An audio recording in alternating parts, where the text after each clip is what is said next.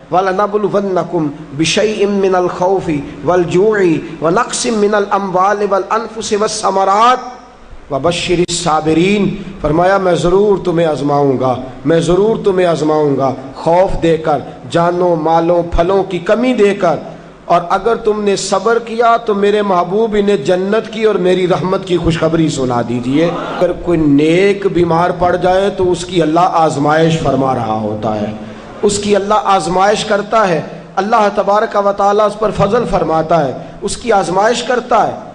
پھر ان مصیبتوں پر جو شخص صبر کرے، رب فرماتا ہے اگر میری رضا پہ راضی ہو گیا تو ان اللہ مع الصابرین، باقی نیکیوں پر میں ثواب دیتا ہوں، اور جو کوئی صبر کرتا ہے رب فرماتا ہے میں اس کا بن جایا کرتا ہوں، صبر کرنے والوں کے ساتھ ہو جاتا ہوں۔ اور جب اللہ آزمائش ڈالتا ہے نا تو جو کام سیدھے ہوتے ہیں وہ بھی الٹے ہونے شروع ہو جاتے ہیں۔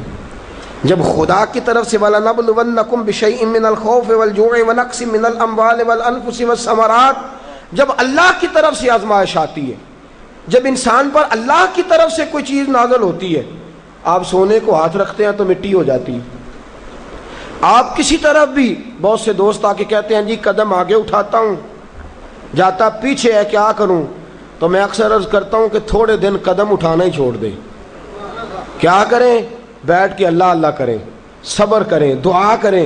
کچھ وقت انسان پر ایسا ہوتا ہے، تلک الایام نداولها بین الناس، جو اللہ نے انسان کے دن بدل کے رکھنے ہوتے ہیں، کچھ وقت ایسا ہو، پھر ایک وقت آتا ہے کہ وہی انسان مٹی میں ہاتھ رکھتا ہے تو اللہ اسے سونا بنا دیتا ہے۔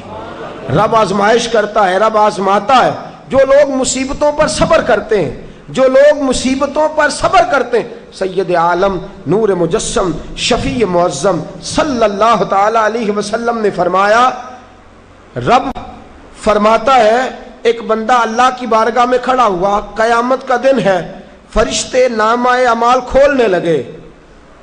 اللہ نے فرمایا فرشتوں تمہیں پتہ ہے میں نے اسے دنیا میں بڑے دکھ دیے تھے، اس پر بڑی آزمائشیں آئی تھیں، اس نے زندگی بڑی تکلیف میں گزاری تھی، تمہیں خبر ہے؟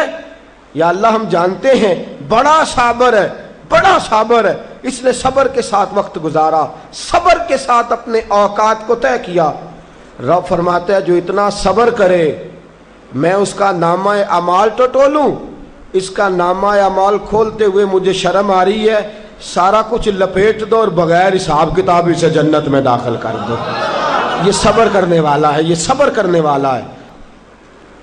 بڑی خوبصورت حدیث، بڑی، بخاری شریف میں موجود ہے۔ بخاری شریف کی یہ حدیث ایسی ہے جسے میں جب بھی پڑھتا ہوں میں چوم لیتا ہوں۔ حدیث کیا ہے؟ رسول کریم صلی اللہ تعالی علیہ وسلم نے فرمایا، رب فرماتا ہے ایک بندہ ہے، اس کو میں نے آنکھیں نہیں دی، اس کو میں نے آنکھیں نہیں دی، اندھا ہے، پیدائشی اندھا ہے یا بعد میں کسی وجہ سے ہو گیا، اس کے پاس آنکھیں نہیں، لیکن اس نے زندگی بھر صبر کیا، اس نے زندگی بھر صبر کیا، صبح قیامت وہ کھڑا ہوا تو رب کریم نے فرشتوں سے فرمایا، فرشتوں اس کو میں نے آنکھیں نہیں دی، بیچارہ نہ بیٹی دیکھ سکا نہ بیٹا، نہ باپ دیکھ سکا نہ ماں، یہ کوئی دنیا کا نظارہ نہیں کر سکا، تم بتاؤ اس کا اجر کیا ہے؟ فرشتے کہتے ہیں مولا جنت کا اعلیٰ درجہ دے دے، اللہ اسے بے حساب بخش دے۔ تو رب فرماتے اس نے ساری زندگی بغیر آنکھوں کے صبر کیا ہے، اسے صرف جنت نہیں ملے گی بلکہ آج اسے اس کا رب اپنا دیدار بھی کرائے گا۔ فرمایا قیامت میں لوگ جنت کے نظارے کریں گے اور یہ اللہ کا دیدار کرے گا، اس کو رب کریم کے جلوے دکھائے جائیں گے، اس لیے کہ یہ صابر رہا۔ اور میرے اعلیٰ حضرت فاضل بریلوی رحمۃ اللہ علیہ فرماتے ہیں جو صابر ہوتا ہے نا، توجہ ہے آپ کی، میری بات کی سمجھ آ رہی ہے؟ اعلیٰ حضرت فرماتے ہیں بڑا قیمتی جملہ، فرماتے ہیں جو صابر ہوتا ہے وہ سکون میں ہوتا ہے۔ شیخ سعدی رحمۃ اللہ تعالیٰ علیہ کے پاس ایک شخص آیا، کہنے لگا حضرت جی دیکھیں نا میرے پاس اتنے بھی پیسے نہیں کہ میں جوتے لے سکوں، فرمایا صبر کر اللہ دے گا۔ کہنے لگا جی صبر ہی کیا ساری عمر، اس نے جوتے لینے کے برابر بھی پیسے نہیں دیے، ننگے پاؤں پھر رہا ہوں۔ شیخ سعدی رحمۃ اللہ تعالیٰ علیہ نے اس کا بازو تھاما، ایک گھر میں لے گئے، دروازے پہ دستک دی، گھر کا مالک باہر آیا، اس نے دونوں طرف بیساکھیاں پکڑی ہوئی ہیں، ٹانگیں تو ہیں پر پیر ہی کوئی نہیں۔ فرمانے لگے بتا یہ اچھا ہے کہ تو؟ کہنے لگا جی میں آپ سے بھی معافی مانگتا ہوں، اپنے رب سے بھی معافی مانگتا ہوں۔ نبی پاک صلی اللہ تعالی علیہ وسلم نے فرمایا خدا اگر تجھے مصیبت دیتا ہے نا، اور ان مصیبتوں پر جب اللہ تجھے قیامت میں اجر دے گا تو تیرا دل چاہے گا کاش سکون ہوتا ہی نہ، آزمائشیں ہی آزمائشیں ہوتی، تو وہ اجر دیکھے گا۔ وہ کسی دانشور نے کہا تھا کہ میرا باپ انتقال کر گیا، 6 مہینے گزرے تو میرا 18 سال کا بیٹا بھی انتقال کر گیا۔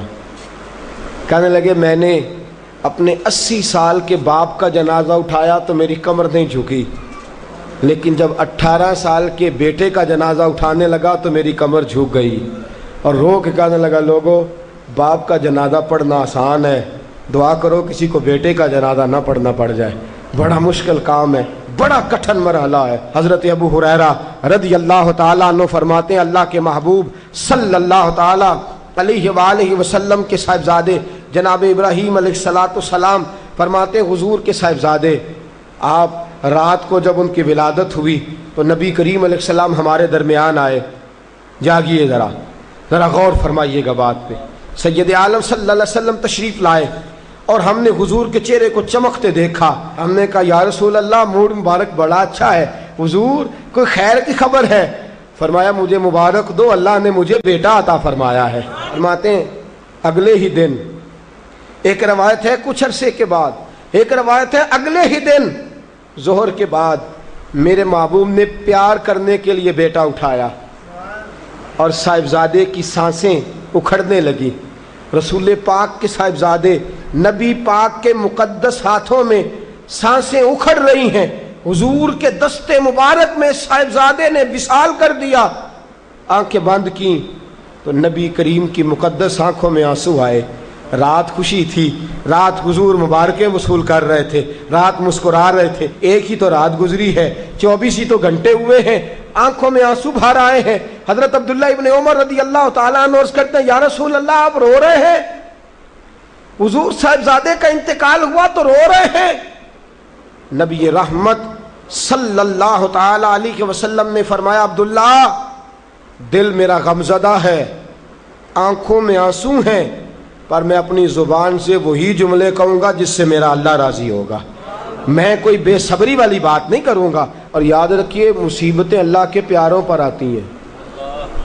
500 سال فرعون نے دعویٰ خدائی کیا ہے معاذ اللہ، 300 سال فرعون کا حال یہ تھا کہ ننگے پاؤں کانٹوں پہ چلتا تھا، پر اس کے پیر میں کانٹا بھی نہیں چبھتا تھا۔